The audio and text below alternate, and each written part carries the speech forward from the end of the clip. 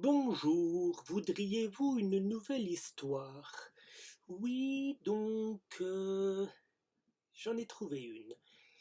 Il était une fois un brave paysan qui habitait dans une petite maison, là-bas, au Tibet, au bord de la montagne.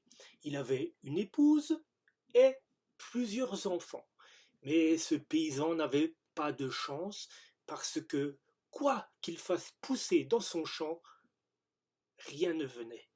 Il n'avait rien à manger, ou si peu, qu'il se disait je suis vraiment pas fait pour être paysan, je vais aller dans la forêt et me mettre à couper du bois. Donc le voilà qui part dans la forêt couper du bois, sa femme lui fait un petit panier avec le casse-croûte du midi, il coupe du bois toute la matinée, mange le casse-croûte à midi, range son bois la journée et revient à la maison le soir. Un jour, le voilà qui repart couper du bois. Il passe la matinée à couper son bois, et quand il s'assoit pour manger, il sort son petit panier, et qu'est-ce qu'il voit à l'intérieur? Des crottes de yak. Oh, il se dit ça, mais qu'est-ce qui se passe? Ce n'est pas possible. Ce n'est pas ma femme qui a pu mettre des crottes de yak dans mon panier. Que s'est-il passé? Et à ce moment, il entend une voix qui dit: Viens vers moi. Suis-moi. Oh, la voix vient de la forêt, ça ne lui plaît pas, car on raconte qu'au milieu de la forêt vit un esprit de la forêt, un esprit mauvais et qui aime manger les gens. Donc il se dit non, je ne vais pas y aller, mais la voix insiste. Viens vers moi, viens dans la forêt et tu seras riche. L'après-midi, le paysan, qui est devenu bûcheron, commence à ranger son bois, il entend tout le temps la voix qui dit viens vers moi, je te donnerai une fortune. Il continue de ranger son bois, ça lui fait peur, il n'est pas tranquille, mais la voix insiste tellement. Tu seras l'homme le plus riche du monde. Viens vers moi. À la fin, n'y en plus, il prend le courage entre ses mains et le voilà qui rentre au fond de la forêt. Les arbres sont sombres, on entend un vent qui souffle.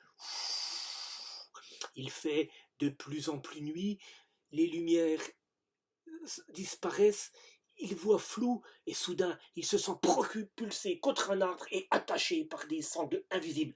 Il dit oh mais qu'est-ce que c'est, mais qu'est-ce que c'est? Et voilà Migo qui apparaît. Migo, c'est le nom de l'esprit de la forêt. Il lui dit ah paysan, tu t'es fait prendre, je vais te manger. Le paysan dit non, ne me mange pas, que deviendront ma femme et mes enfants? Tu as une femme et des enfants? Soit, je vais aller les manger avant toi. Et voilà Migo qui quitte la forêt, laissant le paysan attaché à son arbre. Avant de partir, Migo a bien pris soin de se transformer en paysan. Il se fait la tête du paysan et part retrouver la femme et les enfants du paysan. Arrivé à la maison, il frappe à la porte, la femme ouvre et dit oh mon mari, te voilà rentré, viens vite te réchauffer vers le feu, je t'ai fait un somptueux repas. Migo, qui fait semblant de rien, s'assoit à table et prend le repas. À la fin, il veut bien jouer son rôle, il dit oh je suis fatigué par cette journée à couper du bois, j'ai très mal aux pieds, est-ce que tu peux me masser les pieds? Oh, la femme dit bien sûr, je vais prendre soin de toi. Allonge-toi sur le bord de la table et je vais te masser les pieds. Elle va chercher un petit peu d'huile et des herbes aromatiques dans son armoire, et quand elle s'approche de son mari, de celui qu'elle croit être son mari, elle se rend compte qu'il a enlevé ses chaussures et ses chaussettes. Et là, elle n'en revient pas. Elle se doute à présent que quelque chose ne va pas, car son mari, et ça n'était jamais arrivé, a le pied droit à la place du pied gauche et le pied gauche à la place du pied droit. Ses deux pieds sont fermés, inversés. Et là, elle comprend ce qui s'est passé, elle sait que c'est Migo. Mais elle essaie de vaincre sa peur, elle se dit, il faut que je lui joue un tour. Alors elle dit, oh mon bon mari, elle lui masse bien les pieds, pendant ce temps elle réfléchit, tu as l'air vraiment d'être fatigué. Veux-tu aller te coucher?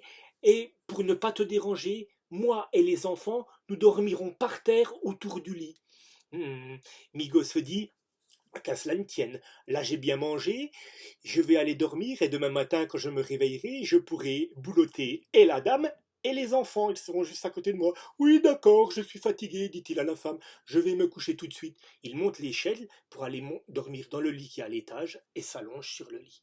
Lorsque on l'entend ronfler et que les murs de la maison tremblent tellement il ronfle, la femme et les enfants vont se coucher. Ils dorment quelques instants au pied du lit, mais au milieu de la nuit, la femme se réveille, prend ses enfants, elle les fait descendre doucement par l'échelle, un par un. Et puis, elle met à la place des enfants des sacs de piment enroulés dans les couvertures, et à la place où elle était, elle, un énorme sac de piment aussi, qu'elle enroule dans les couvertures. Juste au bord du lit, elle pose une fourche bien pointue. Sur le plancher, elle met partout des pois chiches, des pois tout secs et bien ronds. Elle descend par l'échelle, enlève l'échelle sans faire de bruit, pose des cailloux pointus juste en bas et les cendres chaudes du fourneau. Et puis elle va se cacher. Lorsque le jour commence à poindre, Migo se réveille. Il écoute, il n'entend aucun bruit. Il se dit: ah, tout le monde dort encore. Je vais pouvoir me régaler. Il pose sa main en bas du lit, sans une couverture, et attrape ce qu'il y a à l'intérieur, pensant que c'est le plus petit des enfants de la maison.